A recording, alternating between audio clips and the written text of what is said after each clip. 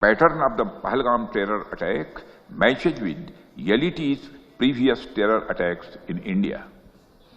In exercising its right to defend against terrorism and preempt as well as deter further cross-border terrorist attacks, India on 7th May 2025 successfully launched Operation Sindoor to dismantle cross-border terrorist infrastructure.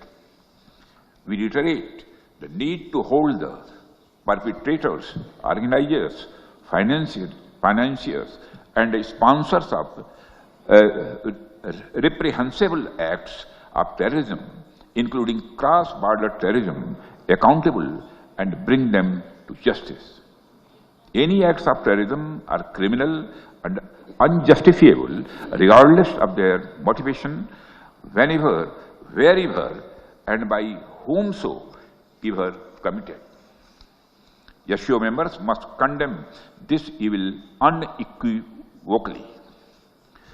Excellency, India is committed to increasing its connectivity with the Central Asia.